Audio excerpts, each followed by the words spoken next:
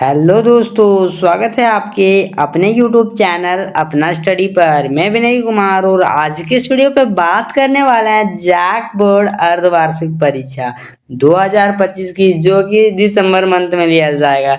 इनका डेट तो आपको पता होगा, मगर नहीं पता तो मैं बता दूं, ये क्लास 8 का होने वाला है। साथ ही साथ ये सब्जेक्ट विज्ञान का होने वाला है, जिसमें सभी लोगों को डर लगता है कि सर विज्ञान से हमें क्वेश्चंस आते हैं मगर मैं गलती कर देता हूँ, कोई क्वेश्चंस गलत हो जाते हैं या फिर क्या आएगा एग्जाम में क्या नहीं आएगा, सारा इस वीडियो में पूरा देखेंगे। अच्छी तरह से सारे इंपॉर्टेंट क्वेश्चन कवर करने वाले हैं, जो कि 20 दिसंबर वाले एग्जाम में आपका पूछ लिया जाएगा। तो करना क्या है, आपको सिर्फ वीडियो को लाइक करना है और इस चैनल को सब्सक्राइब कर लेना है और व्हाट्सएप ग्रुप को ज्वाइन कर लेना है, लिंक डिस्क्रिप्शन में, ठीक है। और साथ ही साथ इस वीडियो को इतने लोगों के साथ शेयर कर दीजिए, अपने मित्रों के साथ शेयर कर दीजिए जो कि क्लास 8 में पढ़ते हैं, ठीक है। तो उनके पास ही शेयर कर दीजिए। और 22 दिसंबर एग्जाम के लिए सबसे इम्पोर्टेंट होने वाला है, तो इसको चुपके से देखना है अपने दोस्तों के साथ सिर्फ, ठीक है। तो देर ना करते हुए जल्दी से शुरू करते हैं आज के इस वीडियो को। हाँ, तो पहला प्रश्न क्या कह रहा है कि प्रश्न पहला कह रहा है कि किशोरावस्था की उम्र है, यानी कि हमें यहाँ पूछ रहा है क्या, किशोरावस्था का कौन सा उम्र है, यह पूछा है ना। तो ये क्वेश्चन हमारे लिए बहुत इंपॉर्टेंट हो सकता है एग्जाम के पॉइंट ऑफ व्यू से, या फिर हम कह सकते हैं ये 22 दिसंबर के एग्जाम के पॉइंट ऑफ व्यू से। तो सबसे पहले करना क्या है कि इसका आंसर निकालना, ठीक है। तो तुम्हें आंसर पता होगा तो कमेंट में जरूर बताओ, अगर नहीं पता तो याद करते जाओ। सारा क्वेश्चन इंपॉर्टेंट है जो भी मैं लाया हूँ, या फिर ये डायरेक्ट पूछ लिया जाएगा। इसका क्या होगा आंसर कि होगा सर ऑप्शन नंबर सेकंड हो जाएगा, यानी 6 से 10 वर्ष के लिए हम उम्र को ही हम किशोरावस्था का उम्र कहते हैं। क्या कहते हैं? किशोरावस्था का उम्र कहते हैं। हमारा correct answer option number second सही हो जाएगा, ठीक है। चलो देखें नेक्स्ट क्वेश्चंस।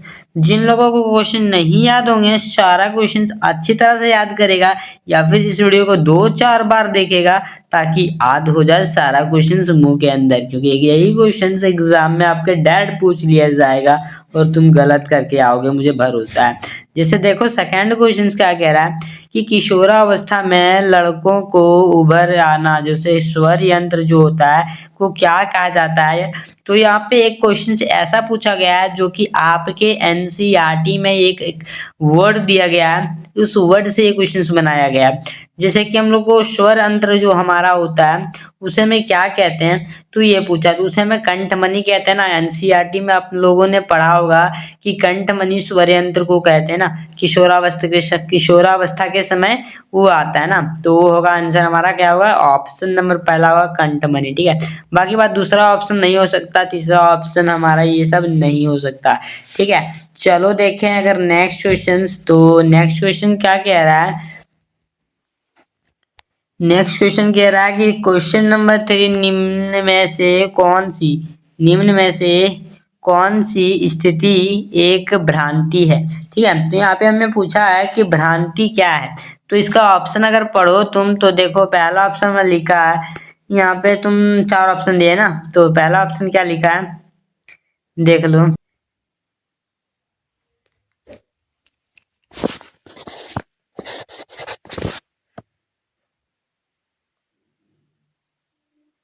पहला ऑप्शन कह रहा है कि ऋतुस्राव की अवस्था में लड़कियों की आम दिनों की तरह ही काम करना चाहिए, ठीक है। यहाँ पे ये पहला ऑप्शन में है, जबकि दूसरा ऑप्शन देखो तुम क्या लिखा है, और तीसरा ऑप्शन में जैसे लिखा है ऋतुस्राव जो होता है उस समय लड़कियों के घर के अन्य सदस्यों से अलग रहना चाहिए, जबकि तीसरा में लिखा है ऋतुस्राव की अवस्था में लड़कियों से रसोई नहीं पकाना चाहिए, या फिर यानी सेकंड और थर्ड ऑप्शन हमारा होगा। तो इसमें क्या होने वाला है आंसर, ये तो तुम बता सकते हो फिलहाल, अगर तुम जानते हो तो बताओ, नहीं तो मैं फिर बता ही दूंगा क्या होगा आंसर। जल्दी से बताओ क्या होगा, नहीं जानते हो तो इसका करेक्ट आंसर ऑप्शन नंबर दूसरा और तीसरा होने वाला ये वाला, ठीक है। ये ऑप्शन होगा कि लड़कियों में घर के सदस्यों से अलग रहना चाहिए, भ्रांति है। साथ ही साथ रसोई में खाना नहीं पकाना चाहिए, ये भी एक तरह से भ्रांति है, ठीक है। तो ये हमारा करेक्ट आंसर था, ठीक है। चलो देखें नेक्स्ट क्वेश्चन, समझ में आ गया होगा मैं ऐसा उम्मीद करता हूँ। जैसे चौथा नंबर क्वेश्चन कहता है कि निम्न में से कौन सा, मतलब कौन सा जो है नर जनन हार्मोन्स है। यहाँ पे 4 ऑप्शन दिए गए हैं और हमें निकालना है कि नर जनन हार्मोन्स कौन सा है। तो बिना ऑप्शन पढ़े भी तुम इसका आंसर दे सकते हो अगर अपने एनसीईआरटी अच्छी तरह से पढ़ा होगा तो। अगर एनसीईआरटी अच्छा से नहीं पढ़ा तो एनसीईआरटी एक बार अच्छा से पढ़ो, और साथ ही साथ अगर कुछ भी डाउट हो तो कमेंट के अंदर तो बता ही देना, और साथ ही साथ ये वीडियो कहाँ से देख रहे हो ये भी कमेंट में बताना, ताकि मैं भी जानूं कि मेरी वीडियोस को कहाँ तक के लोग देख रहे हैं, यानी कौन कौन मेरे स्टूडेंट्स देख रहे हैं, कौन से जिले से देख रहे हैं, ये भी मैं जानूं। ठीक है, तो इसका क्या होने वाला है, पीयूष ग्रंथि। पीयूष ग्रंथि तो कह सकते हैं आंसर नहीं होने वाला। एस्ट्रोजन भी नहीं होगा। टेस्टोस्टेरोन एक हार्मोन है जो कि पुरुषों में यानी कि नरों में पाया जाता है। ठीक है, तो ये हमारा सही होगा आंसर। थर्ड ऑप्शन हमारे लिए करेक्ट होगा, इनमें से कोई तो हो ही नहीं सकता क्योंकि आंसर हमारा मिल चुका है। चलो देखें नेक्स्ट क्वेश्चन। अगर 5वां नंबर का क्वेश्चन देखो तुम, तो क्या किया है कि वस्तुओं को दर्शाए कौन बनाता है, यानी कि दृश्य कौन बनाता है। कोई अगर वस्तु है उसको दृश्य कौन बनाता है। तो अगर कोई वस्तु है और उसे हम देखना है तो आँख से तो देख सकते हैं, मगर उसके लिए हमें प्रकाश की जरूरत पड़ेगा ना। तो इसका क्या आंसर होगा हमारे लिए, प्रकाश होगा, सेकंड ऑप्शन। ठीक है, आँख से तो हम किसी वस्तु को देख सकते हैं, अगर वो रोशनी ही ना हो, यानी कि वो सूर्य की प्रकाश या कोई भी प्रकाश ना हो, तो तुम कैसे देख सकते हो किसी को। अंधेरे में तुम जाते हो तो कहीं ना कहीं टकरा जाते हो ना घर में। अगर रात में 2 बजे 3 बजे 1 बजे अगर उठते हो और देखते हो लाइन ही नहीं है, और तुम पानी पीने जाते हो किचन में, तो वहां पे कहीं ना कहीं टकरा ही जाते हो ना, तो वही है भैया। ठीक है, चलो देखें नेक्स्ट क्वेश्चन। अगर तो नेक्स्ट क्वेश्चन 6 क्या कह रहा है कि इंद्रधनुष जो होता है बनने के पीछे कौन सी प्रक्रिया निहित है, यानी कि इंद्रधनुष बनने के पीछे जो है कौन सी प्रक्रिया जो है निहित है। तो प्रकाश प्रवर्तन, प्रकाश अपवर्तन, या फिर अपवर्तन, या फिर वर्ण विक्षेपण, या फिर पार्श्व परावर्तन। ठीक है, तो क्या होगा इसका आंसर, सर इसका आंसर होने वाला है वर्ण विक्षेपण। हमारा थर्ड ऑप्शन हमारे लिए सही होगा, यानी वर्ण विक्षेपण हमारे लिए करेक्ट हो जाएगा। ठीक है, चलो देखें नेक्स्ट क्वेश्चन। अगर क्वेश्चन नंबर 7 देखा जाए तो क्या कह रहा है कि सामान्य नेत्रों के लिए, क्या कह रहा है, सामान्य नेत्रों के लिए स्पष्ट दिखने की न्यूनतम, यानी कि स्पष्ट दिख रहा है तो न्यूनतम दूरी क्या होनी चाहिए। अगर हम किसी वस्तु को देखते हैं तो कितनी दूर में, यानी कि अपनी आंखों से वो जिसको भी देखना है उसको कितनी दूरी में रखें कि सबसे अच्छा दिखे। ठीक है, न्यूनतम दूरी पूछा है, तो न्यूनतम दूरी हमारा क्या होता है, ये तो हमने याद किया था सर, मगर मैं भूल गया हूँ, बता दीजिए एक बार सर तो याद हो जाएगा। तो इसका क्या होगा आंसर, 25 सेंटीमीटर हमारा सेकंड ऑप्शन होगा, यानी कि 25 सेंटीमीटर याद कर लेना। क्या याद करना है, 25 सेंटीमीटर न्यूनतम दूरी होनी चाहिए एक वस्तु को देखने के लिए। ठीक है, चलो देखिए अगर नेक्स्ट क्वेश्चन, उम्मीद करता हूँ सारा क्वेश्चन समझ में आ रहा होगा। अगर नहीं समझ में आ रहा तो ये वीडियो को दोबारा देखना ताकि सारी डाउट्स क्लियर हो जाए, या फिर और भी कुछ डाउट्स रह जाए तो कमेंट बॉक्स तुम्हारे लिए खाली है, कमेंट में लिख देना ना सारा सर ये नहीं समझ में आया, वो नहीं समझ में आया, सारा सोल्यूशन अगली वीडियो में हो जाएगी। ठीक है, चलो देखें नेक्स्ट क्वेश्चन 8वां नंबर का, यानी कि घर्षण बल कब उत्पन्न होता है, यानी कि घर्षण बल कहाँ पे उत्पन्न होता है या फिर कब उत्पन्न होता है। तो जब हम घर्षण बल लगता है तो हमारे दो वस्तुओं के संपर्क में रहता है ना, तभी घर्षण बल लगता है। ठीक है, तो मैं अगर ऑप्शन के हिसाब से देखूं तो क्या लिखा है, जब विपरीत दिशा में बल लगता है, जब वस्तुओं को आकर्षित बल लगता है, आकर्षण बल लगता है, या फिर जब तीसरा ऑप्शन देखो तो लिखा है जब दोनों वस्तुओं की सतह संपर्क में आती है, या फिर चौथा ऑप्शन देखो तो क्या लिखा है कि जब वस्तु किसी चीज को आकर्षित करता है। तो इसका करेक्ट आंसर जब जो संपर्क में आता है ना तभी लगता है। हमारा तीसरा ऑप्शन हमारे लिए करेक्ट होगा। क्या होगा, तीसरा ऑप्शन हमारे लिए करेक्ट हो जाएगा। ठीक है, चलो देखें नेक्स्ट क्वेश्चन। तो क्वेश्चन नंबर 9 क्या कह रहा है, क्या कह रहा है, घर्षण जो होता है निर्भर करता है, मतलब घर्षण जो होता है वो किस पे निर्भर करता है, ये पूछा है। तो ये क्वेश्चंस भी स्टार मार्क्स कर सकते हैं क्योंकि ये क्वेश्चंस पिछले कुछ सालों में दोबारा पूछे जा रहे हैं। तो ये भी इम्पोर्टेंट है, कब, 22 दिसंबर के एग्जाम के पॉइंट ऑफ व्यू से बहुत इंपॉर्टेंट है। ठीक है, तो इसका आंसर क्या होगा, पहला ऑप्शन देखो तो क्या लिखा है, पृष्ठों की प्राकृतिक पर, जबकि दूसरा ऑप्शन में लिखा है आयतन पर, तीसरा ऑप्शन में लिखा है पदार्थों की प्रकृति पर, जबकि चौथा ऑप्शन लिखा है वायुमंडलीय दाब पर। तो इसका correct answer option number first होने वाला है, पृष्ठों के प्राकृतिक पर। ठीक है, तो इस वीडियो को अभी तक लाइक नहीं किए तो जल्दी से लाइक कर दो, और चैनल पे नए होंगे तो चैनल को कर लो सब्सक्राइब। ठीक है, और व्हाट्सएप ग्रुप में ज्वाइन हो जाओ, और ग्रुप में ज्वाइन होने के बाद वहां पे नोटिफिकेशन जो भी आएंगे वो सबसे पहले आपके पास पहुंचेगा। और साथ ही साथ बहुत सारे अपडेट व्हाट्सएप में मैं डाल देता हूं, जो कि बहुत बच्चे व्हाट्सएप से वंचित हैं, यानी कि नहीं देख पाते हैं, वो ग्रुप में नहीं ज्वाइन हुए हैं। तुम जरूर ज्वाइन हो जाना, उसका लिंक डिस्क्रिप्शन में दिया गया है। ठीक है, तो अभी तक लाइक नहीं किए तो कर दो, और इस वीडियो को शेयर करो अपने मित्रों के साथ, ताकि वो भी पीछे ना रहे एग्जाम के पर्पज से। ठीक है, तो सब कर दो, और नेक्स्ट क्वेश्चन देख लो तुम, क्योंकि क्वेश्चंस इंपॉर्टेंट है जो कि एग्जाम में पूछ लिए जाएंगे। जिससे लिखा है कि बॉल वेयरिंग की उपयोग से क्या होता है। बॉल वेयरिंग तो आपने देखा होगा कि कोई वेयरिंग्स होता है जहाँ पे घुर्नी लगा होता है, साइकिल्स के पहिया के पीछे भी लगा रहता है जो बॉल वेयरिंग, उसको भी वेयरिंग कहते हैं ना। तो इसमें घर्षण बढ़ाता है या फिर घर्षण घटाता है, या फिर तीसरा ऑप्शन देखो तो कोई प्रभाव नहीं पड़ता, जबकि चौथा ऑप्शन इनमें से कोई नहीं। तो इसका क्या होगा आंसर, इसका आंसर होने वाला सर घर्षण घटाता है। ग्रीस डाल के हमें घर्षण को घटा सकते हैं ना, तो हमारा सेकंड ऑप्शन हमारे लिए करेक्ट हो जाएगा। ठीक है, चलो देखें next question sir. Question number 11 क्या कह रहा है कि जोरों की वर्षा के कारण से मैदान गीली हो जाने पर बिना जूते पहने फुटबॉल खेल रहे खिलाड़ियों को घर्षण। जबकि यहाँ पे एक छोटा सा एग्जाम्पल के पॉइंट ऑफ व्यू से उठाया है क्वेश्चन।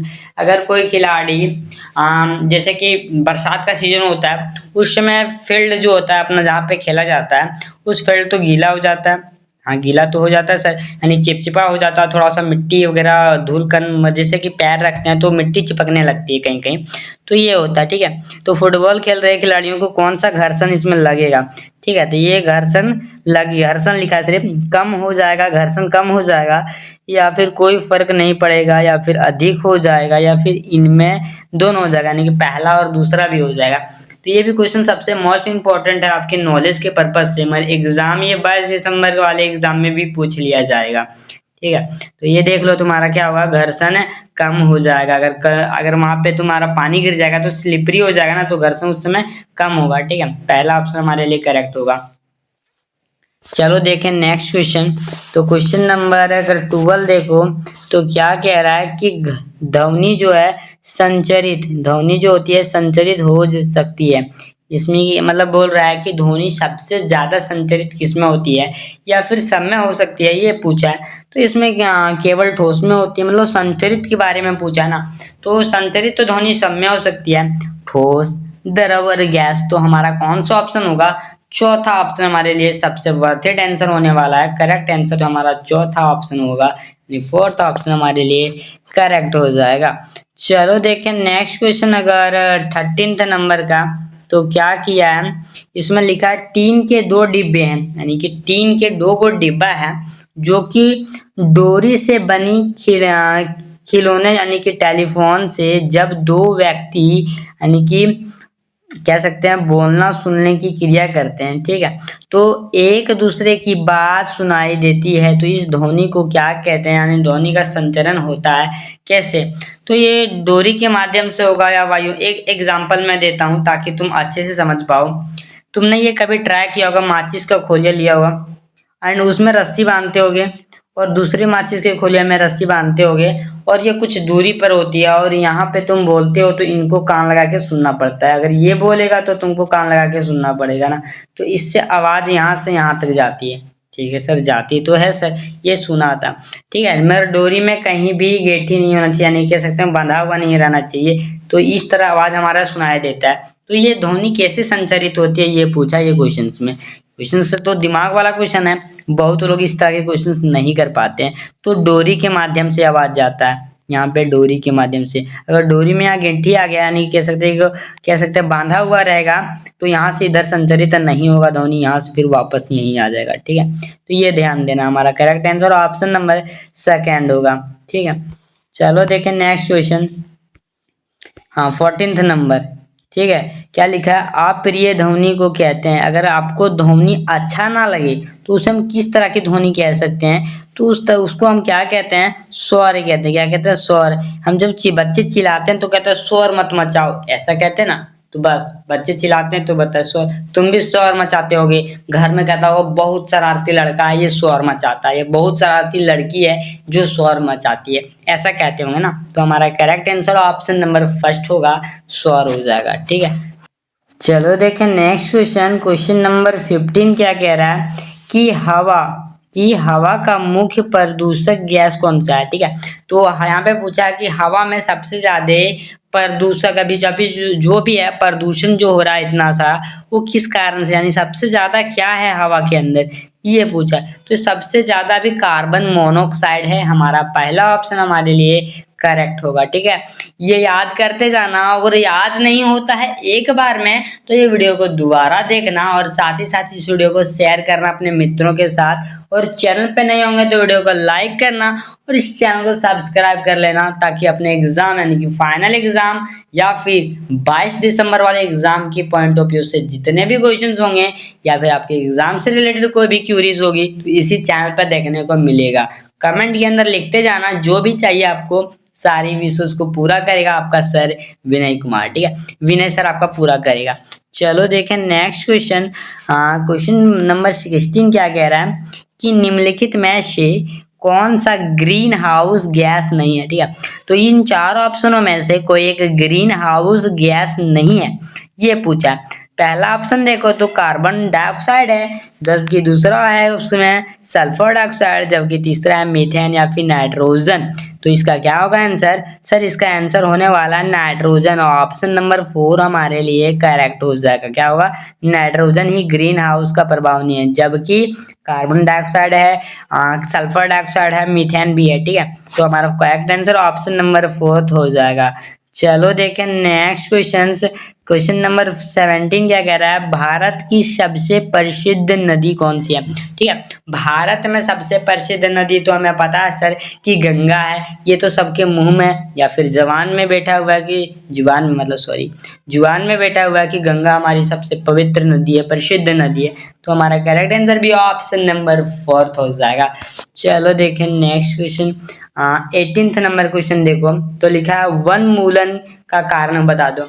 वनमूलन का क्या कारण हो सकता है, तो यहाँ पे सड़कें बनना, कागज उद्योग, बहुत सारे प्रॉब्लम्स हो रहे हैं जो कि फैक्ट्रियाज एंड बहुत सारी चीजें, दुकानें, हॉस्पिटल्स वगैरह बन रहे हैं ना, तो जिसके कारण से वनमूलन यानी कि जंगल कटते जा रहा, तो इनका सभी ऑप्शन हमारे लिए करेक्ट होगा। ठीक है, चौथा ऑप्शन हमारे लिए सही हो जाएगा इस क्वेश्चन का। ठीक है, तो सेकंड लास्ट क्वेश्चन देख लो आज के इस वीडियो का। भारत में राष्ट्रीय उद्यान का कुल संख्या बता दो। भारत में जो है राष्ट्रीय उद्यान मतलब जो नेशनल पार्क्स होते हैं ना, उनके बारे में बोल रहा, पार्क के बारे में। ठीक है, तो कितना है भारत के अंदर ये पूछा है। तो ये क्वेश्चन तुम्हें याद होगा कि 77 है, मगर तुम याद नहीं है तो याद कर लो, और एग्जाम के पॉइंट ऑफ व्यू से और भी क्यूरीज हो तो कमेंट में जरूर लिखना। हमारा इसका करेक्ट आंसर ऑप्शन नंबर 3 हो जाएगा। चलो देखें नेक्स्ट क्वेश्चन। तो क्वेश्चन नंबर 20 क्या कह रहा है कि भारत में कुल बाघ संरक्षण जो होता है यानी बाघ को बचाना, संरक्षित करना क्षेत्र की संख्या क्या है। बाघों की कुल संरक्षित क्षेत्रों की संख्या क्या है, ये पूछा है। ठीक है, तो इसका आंसर क्या होने वाला है, सर 19 है। 19 जो पार्क हैं उनके पास बाघ रखे गए हैं। ठीक है, 19 पार्क ऐसा है जिसके अंदर बाघ हैं। ठीक है, तो ये संख्या कितनी है, 19, याद कर लेना है। ठीक है, याद करना क्यों है, क्योंकि ये इंपॉर्टेंट क्वेश्चन है, इसमें स्टार मार्क्स मैं खुद कर दे रहा हूँ, क्योंकि इस तरह के क्वेश्चन एग्जाम में हर बार पूछे जाते हैं और इस बार भी आने की पूरी संभावना है। तो ये था आज का वीडियो। ये वीडियो आपको कैसा लगा जरूर बताइएगा, और चैनल पे नए होंगे तो चैनल को सब्सक्राइब कीजिएगा, व्हाट्सएप ग्रुप को ज्वाइन कीजिएगा, और साथ ही साथ ये वीडियो आप कहाँ से देख रहे हो जरूर कमेंट के अंदर बताइएगा। ठीक है, तो ये वीडियो यहीं तक था, मिलते हैं फिर एक नई वीडियो में। तब तक के लिए 22 दिसंबर के एग्जाम के लिए आपको ऑल दी बेस्ट। एग्जाम को अच्छे से लिखिएगा और अच्छे नंबर्स लाइएगा। ठीक है, तो मिलते हैं फिर एक नए वीडियो में, तब तक के लिए जय हिंद जय भारत। Peace.